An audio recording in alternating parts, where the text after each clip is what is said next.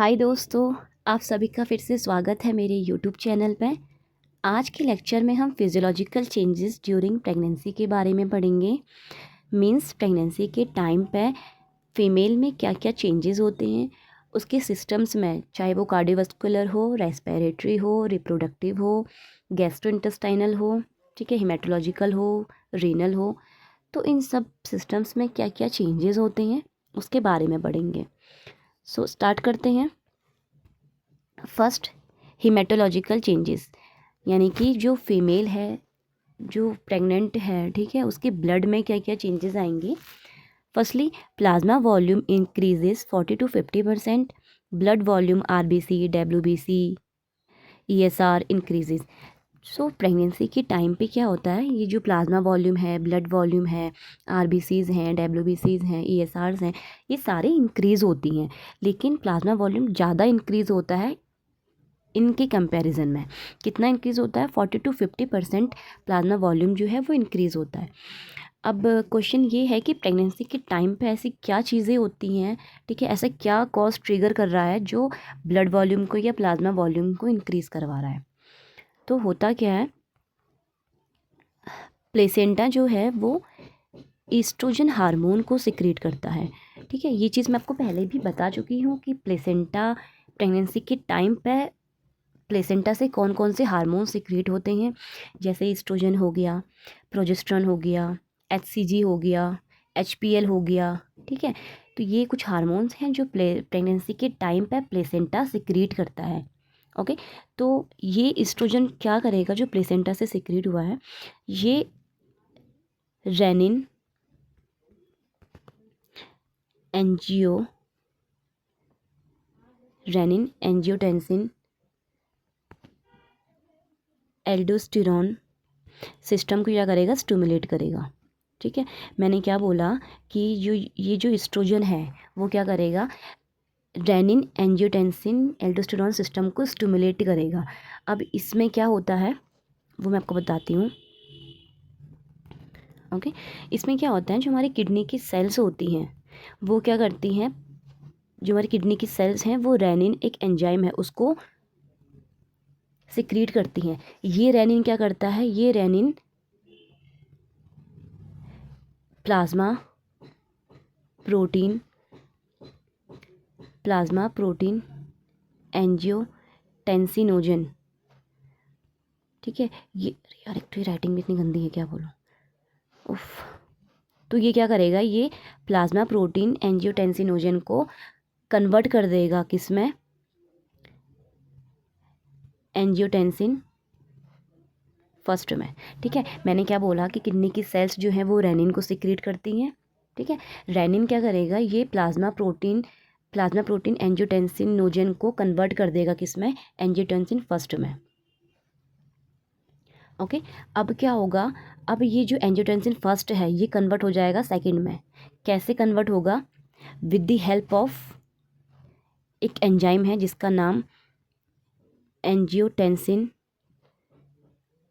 Converting enzyme, ठीक है।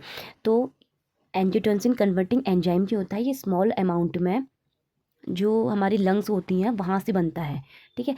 तो ये एंजियोटेंसिन कन्वर्टिंग एंजाइम जो है ये एंजियोटेंसिन फर्स्ट को एंजियोटेंसिन सेकंड में कन्वर्ट कर देगा, जो क्या, एंड जो ये एंजियोटेंसिन सेकंड है ये क्या करेगी, ये वेजो कॉन्स्ट्रिक्शन करवाएगी, ब्लड फ्लो को इंक्रीज़ करेगी, ठीक है।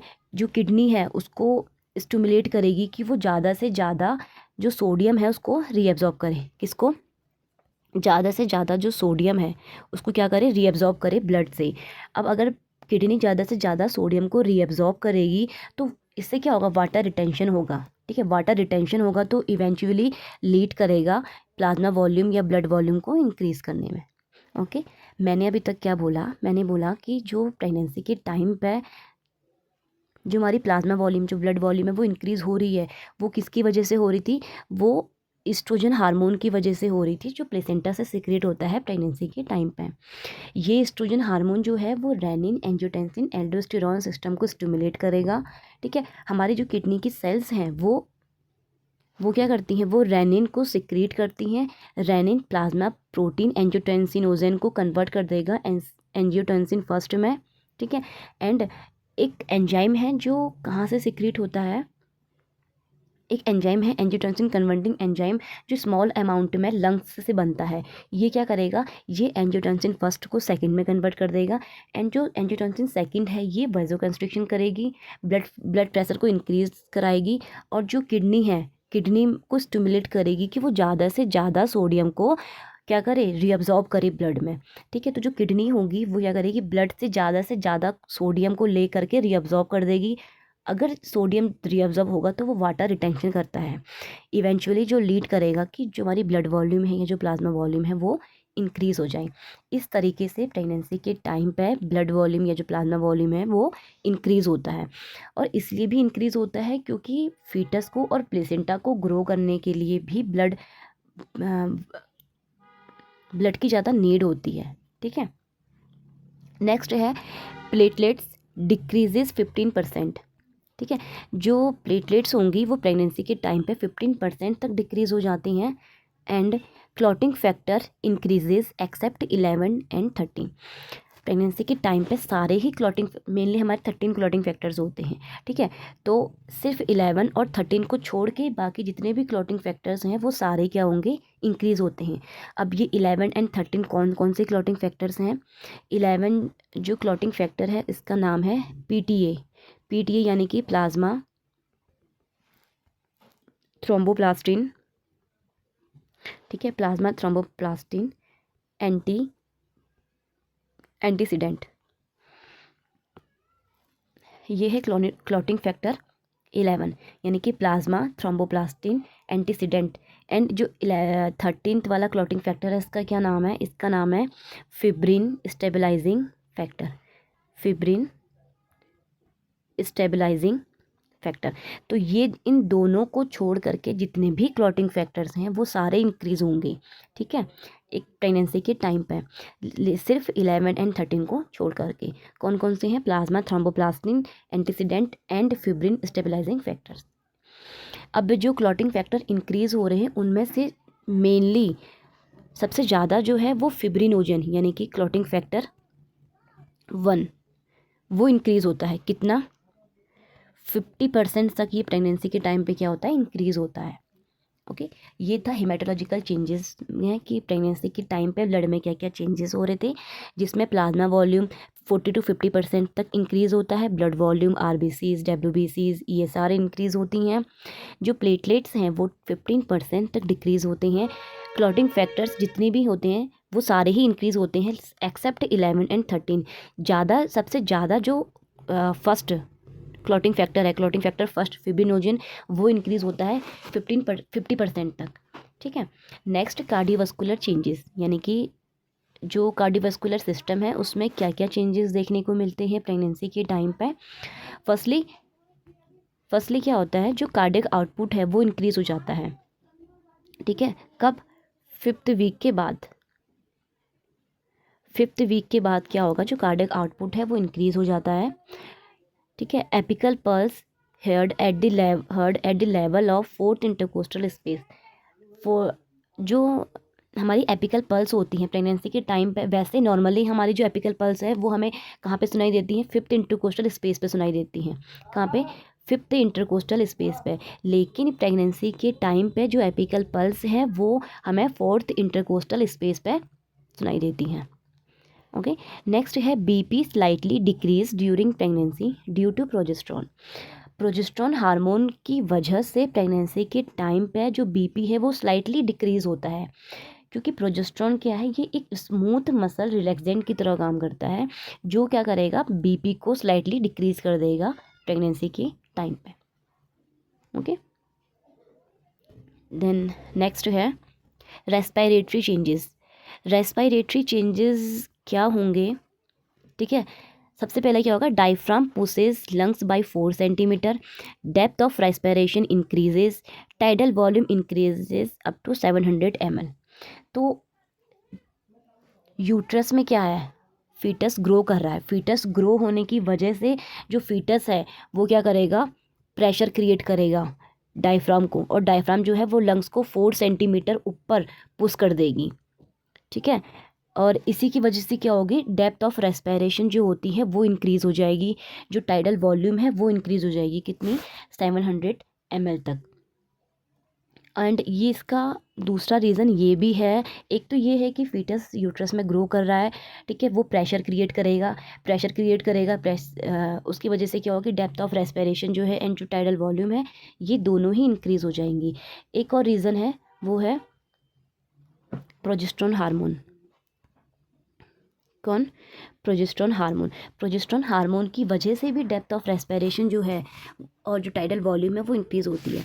डेप्थ ऑफ रेस्पिरेशन क्या होती है, जिसमें फीमेल जो है उसको वो डीपली ब्रीथ करती है, मतलब गहरी गहरी सांसें लेती हैं, ठीक है, डीपली ब्रीथ करती है, डीप ब्रीथिंग होती है। एंड टाइडल वॉल्यूम क्या होती है कि हर breathe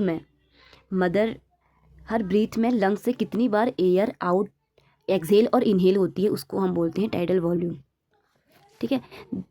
the amount of air that moves in and out of the lungs with each breath, इसको हम बोलते हैं टाइडल वॉल्यूम। नॉर्मली जो टाइडल वॉल्यूम होता है वो 500 ml होता है, लेकिन प्रेगनेंसी के टाइम पे ये 700 ml तक बढ़ जाता है।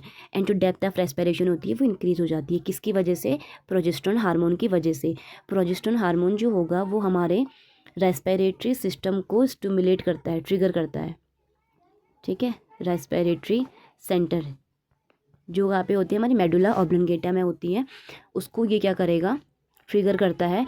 एंड जिससे उसके बाद क्या होती है, जो हमारी डेप्थ ऑफ रेस्पिरेशन, जो टाइडल वॉल्यूम है वो इंक्रीज़ हो जाती है। ओके, नेक्स्ट है गैस्ट्रो इंटेस्टाइनल चेंजेस। अब हमारे गैस्ट्रो इंटेस्टाइनल में क्या क्या चेंजेस आएंगे, सिस्टम में क्या क्या चेंजेस आएंगे। Firstly constipation due to decrease peristalsis movement, ठीक है। मदर में प्रेगनेंसी के टाइम पे ज़्यादातर कॉन्स्टिपेशन देखने को मिलता है। अब ये कॉन्स्टिपेशन क्यों होता है, ये भी प्रोजेस्टेरोन हार्मोन की वजह से होता है, क्योंकि मैंने आपको अभी भी बताया था कि जो प्रोजेस्टेरोन हार्मोन है वो क्या है, वो एक मसल रिलैक्सेंट की तरह काम करता है, ठीक है। तो वो क्या करेगा, वो इंटेस्टाइन की जो पेरिस्टालसिस मूवमेंट होती है उसको डिक्रीज़ कर देगा, ठीक है, उसको स्लो डाउन कर देगा, जिसकी वजह से क्या होगी, मदर में कॉन्स्टिपेशंस जैसी प्रॉब्लम अराइज हो जाती हैं। Next, HCG increases during pregnancy which cause vomiting, ठीक है। अब मदर में आपने सुना होगा कि प्रेगनेंसी के टाइम पे क्या होती है, नोजिया वॉमिटिंग बहुत कॉमन है। तो वो क्यों होती है प्रेगनेंसी के टाइम पे, वो HCG हार्मोन के इंक्रीज़ होने की वजह से मदर में क्या होती है, मॉर्निंग सिकनेस या वॉमिटिंग देखने को मिलती है। Next, all liver enzyme decrease during pregnancy except alkaline phosphate, ठीक है। जितने भी लीवर एंजाइम्स होते हैं वो सारे ही डिक्रीज़ होते हैं प्रेगनेंसी के टाइम पे, लेकिन जो एल्कलाइन फॉस्फेट है वो क्या होता है, इंक्रीज़ होता है। ये था गैस्ट्रोइंटेस्टाइनल चेंजेस, जिसमें कॉन्स्टिपेशन होता है मदर को, क्यों, क्योंकि प्रोजेस्टेरोन हार्मोन के बढ़ने की वजह से जो पेरिस्टालसिस मूवमेंट को डिक्रीज़ कर देता है। मदर में वॉमिटिंग देखने को मिलती है HCG हार्मोन के बढ़ने की वजह से। एंड जितने भी लीवर एंजाइम्स हैं वो सारे डिक्रीज़ होते हैं एक्सेप्ट एल्कलाइन फॉस्फेट। नेक्स्ट है रीनल चेंजेस, ठीक है। किडनी में क्या क्या चेंजेस आते हैं उसके बारे में। तो किडनी में क्या क्या चेंजेस होंगे, kidney size increases by 1 centimetre. जो किडनी का साइज होता है, किडनी का साइज जो है वो 1 सेंटीमीटर ज़्यादा इंक्रीज़ हो जाता है नॉर्मल से। जितना किडनी का साइज नॉर्मल होगा उससे 1 सेंटीमीटर जो किडनी का साइज है वो इंक्रीज़ हो जाता है। Increase chances of UTI, pregnancy के टाइम पे यूरिनरी ट्रैक्ट इन्फेक्शन होने के चांसेस बढ़ जाते हैं। ओके, सो प्रेगनेंसी के टाइम पे UTI होने के चांसेस इंक्रीज़ हो जाते हैं, क्यों, क्योंकि जो प्रोजेस्टेरोन हार्मोन है वो क्या करता है, जो यूरेटर की मसल्स हैं, ठीक है, प्रोजेस्टेरोन हार्मोन यूरेटर की मसल्स को रिलैक्स कर देता है, जिसकी वजह से क्या होता है, यूरिन का जो फ्लो है, ठीक है, यूरिन फ्लो डिक्रीज़ हो जाता है, जिसकी वजह से वहाँ पे बैक्टीरिया ग्रो करने लगते हैं, ठीक है, जिसकी वजह से क्या होता है, वहाँ पे जो बैक्टीरिया हैं वो ग्रो करने लगते हैं, जो लीड करेगा UTI को। मैंने क्या बोला कि UTI क्यों होता है प्रेगनेंसी के टाइम पे, क्योंकि प्रोजेस्टेरोन हार्मोन जो है वो यूरेटर मसल को रिलैक्स कर देता है, ठीक है। अगर यूरेटर मसल रिलैक्स हो जाएंगी, तो वहाँ पे क्या होंगे, मूवमेंट्स नहीं होंगी तो यूरिन जो है वो फ्लो नहीं करेगा बाहर, और यूरिन फ्लो नहीं करेगा तो वो क्या होगा, अंदर एक्यूमुलेट होगा, और जिससे वहाँ पे क्या होंगी, बैक्टीरिया ग्रो करेंगे जो यूटीआई को लीड करेगा। नेक्स्ट GFR, प्रेगनेंसी के टाइम पे जो ग्लोमेरुलर फिल्ट्रेशन रेट होता है वो भी इंक्रीज़ हो जाता है। कितना? अप टू 40 to 50% तक, 40 to 50% तक जो GFR है वो इंक्रीज़ हो जाता है प्रेगनेंसी के टाइम पे। ये था रीनल चेंजेस में कि किडनी में क्या क्या चेंजेस आते हैं। सबसे फर्स्ट जो किडनी का साइज है वो अपने नॉर्मल साइज से 1 सेंटीमीटर बढ़ जाएगा। जो यूटीआई होने के चांसेस इंक्रीज़ हो जाएंगे, क्योंकि प्रोजेस्टेरोन हार्मोन जो है वो यूरेटर की मसल्स को रिलैक्स कर देंगी, जिसकी वजह से वहाँ यूरिन का फ्लो डिक्रीज़ हो जाएगा। सॉरी, ये ना इंक्रीज़ नहीं है, ये डिक्रीज़ है, ठीक है। यूरिन का फ्लो डिक्रीज़ हो जाएगा एंड वहाँ पे बैक्टीरिया ग्रो करेंगे जो लीड करेगा यूटीआई को। और GFR यानी कि जो ग्लोमेरुलर फिल्ट्रेशन रेट होती है वो 40 to 50% तक इंक्रीज़ हो जाएगी प्रेगनेंसी के टाइम पे। नेक्स्ट है रिप्रोडक्टिव चेंजेस, ठीक है। रिप्रोडक्टिव सिस्टम में क्या क्या चेंजेस आएंगे? मेज़रमेंट 35 20 12.5, जो मेज़रमेंट में क्या होगा, जो यूट्रस की मेज़रमेंट होती है, ठीक है, यूट्रस का जो वो क्या बोलते हैं, हाइट होगी, विड्थ होगी, थिकनेस होगी, वो नॉर्मल से ज़्यादा इंक्रीज़ हो जाएगी प्रेगनेंसी के टाइम पे। उसकी जो लेंथ होगी वो 35 सेंटीमीटर, विड्थ 20 एंड जो थिकनेस है 25 सेंटीमीटर तक इंक्रीज़ हो जाएगी, ठीक है। ऐसा इसलिए होता है क्योंकि प्रेगनेंसी के टाइम पे क्या होता है, यूट्रस की जो मसल्स होती हैं वहाँ पे क्या होती है, हाइपरट्रॉफी, हाइपरप्लेजिया होता है, ठीक है, एंड यूट्रस ग्रो कर रहा होता है तो उसको स्पेस चाहिए होता है, ठीक है। इस वजह से क्या होंगे, जो यूट्रस का मेजरमेंट है वो नॉर्मल से ज़्यादा इंक्रीज़ हो जाएगा। 35 सेंटीमीटर उसकी लेंथ हो जाएंगी, 20 सेंटीमीटर उसकी विड्थ एंड 12.5 सेंटीमीटर क्या होगी, उसकी थिकनेस हो जाएगी, ओके।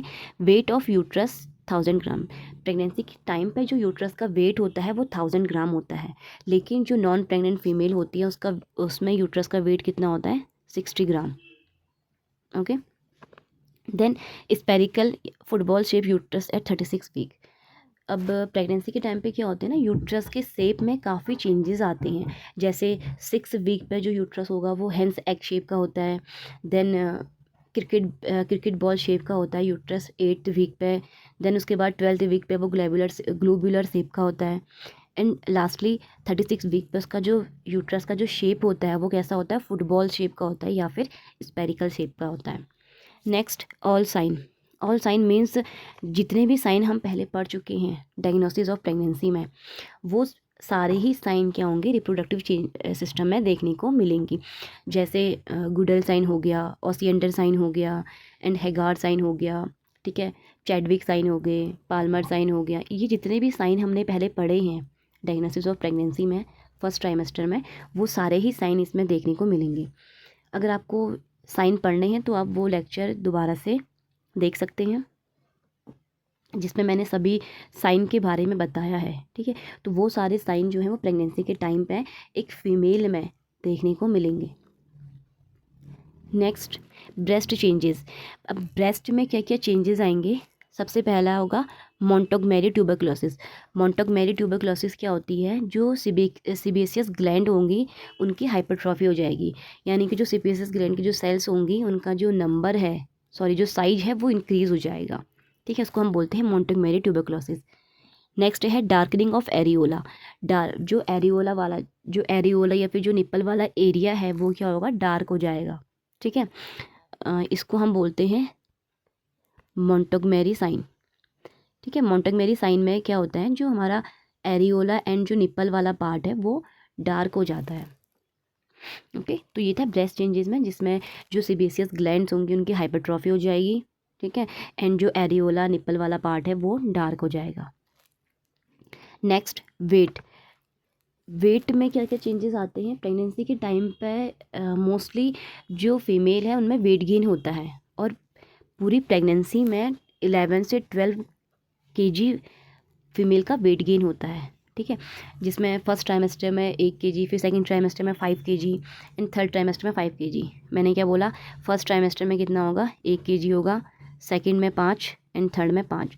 तो इस तरीके से जो मदर का वेट है प्रेगनेंसी के टाइम पे वो 11 से 12 किलो वेट गेन होता है, ठीक है। 11 to 12 kg वेट जो मदर का, वो मदर गेन करती है प्रेगनेंसी के टाइम पे। तो ये कुछ फिजियोलॉजिकल चेंजेस थे जो प्रेगनेंसी के टाइम पे मदर्स में देखने को, फीमेल में देखने को मिलते हैं। ओके, आई होप कि आपको ये वीडियो समझ आई होगी। अगर आपको कोई भी डाउट होता है तो आप कमेंट कर सकते हैं। Thank you.